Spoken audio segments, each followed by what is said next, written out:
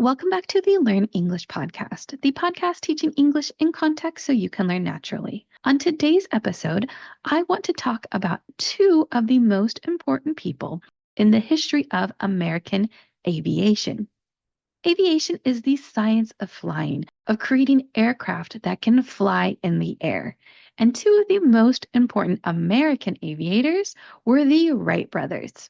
This week is special because it is the anniversary week of their major accomplishment in aviation history.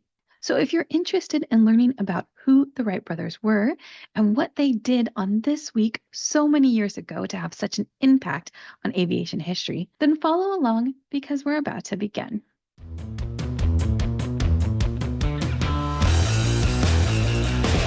Before we begin, I just want to remind you to look at the description of this podcast episode.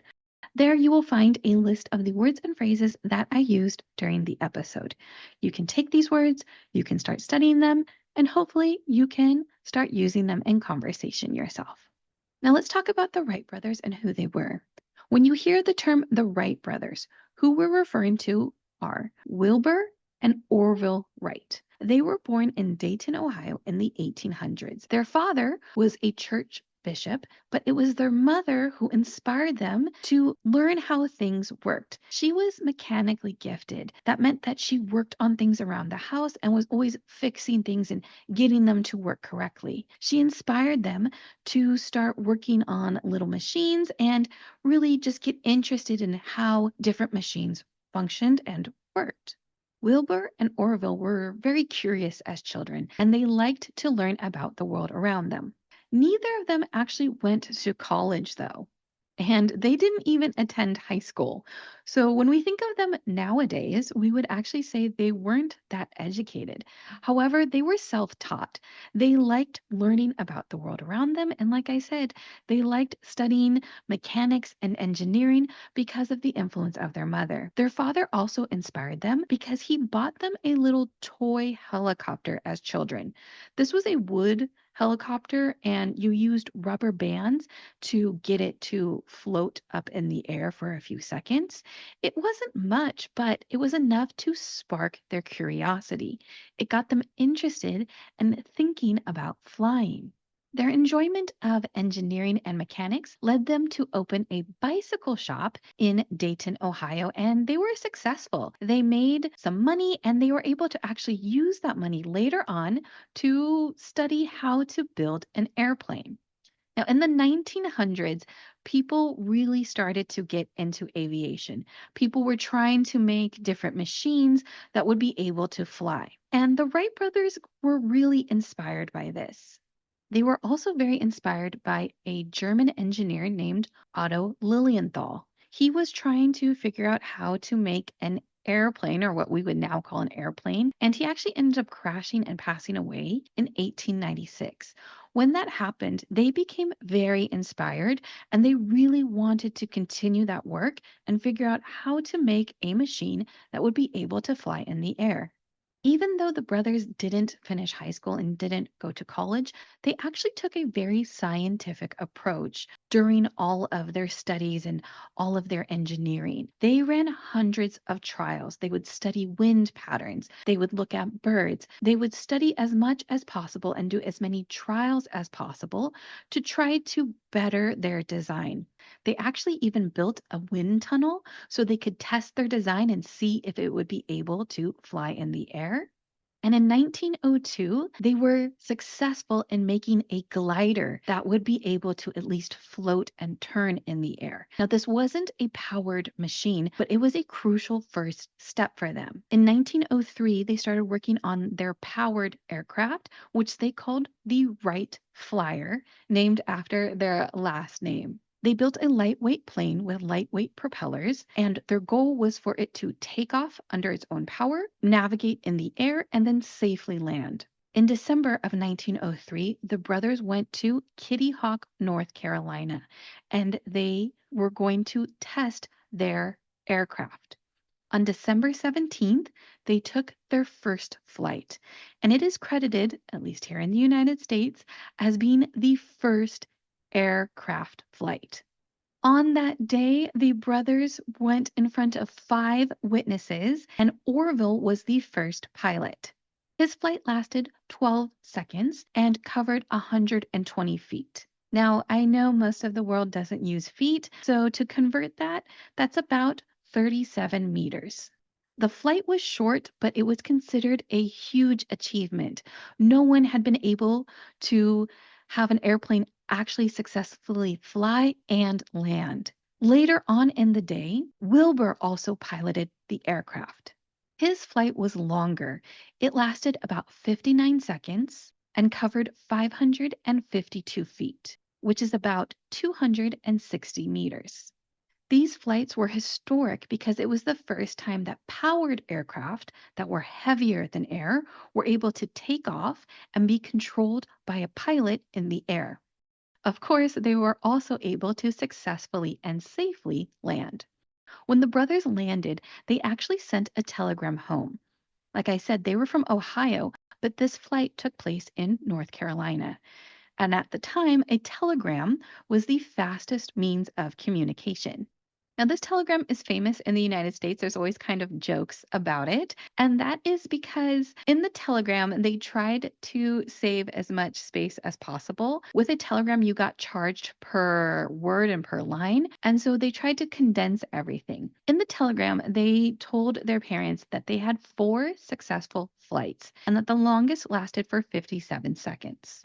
The ending of the telegram is what makes it special. The telegram ends with inform press home Christmas. What they were trying to ask was that their family tell the press about their historic aviation flight, the first powered aircraft to fly in the air, and of course that they would be home for Christmas. This was December 17th, and Christmas is on December 25th.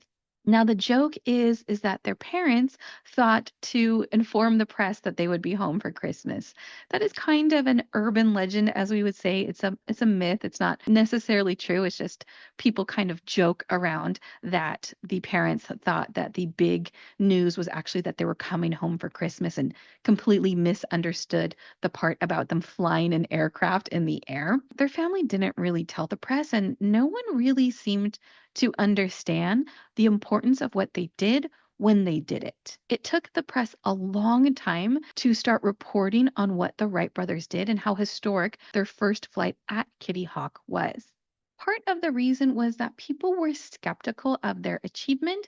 They weren't really sure if the Wright brothers had done what they said, even though they had 5 witnesses witness their flights.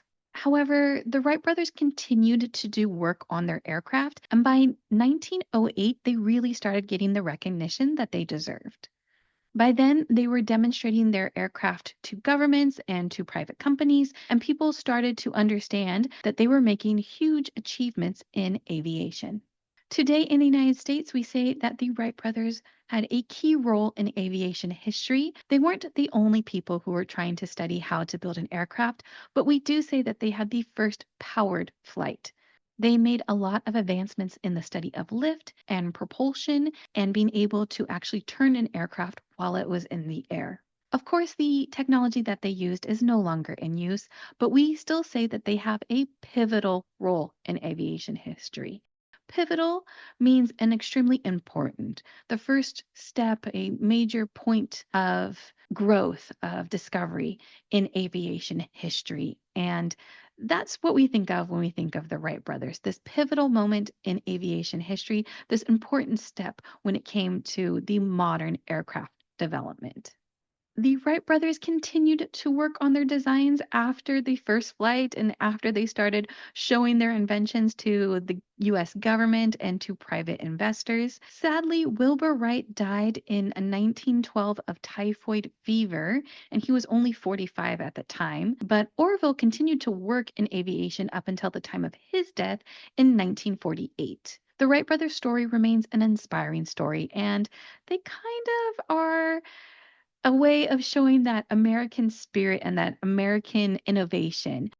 In the United States, Americans like to say that we have this can do spirit, this idea that we can do anything if we study and if we put our mind to it, if we tell ourselves that we're able to achieve it, then we can. And that's what the Wright brothers story really shows. Two brothers who did not go to college, who didn't even finish high school, but have this role in aviation history. They put their mind to it. They put their mind to studying.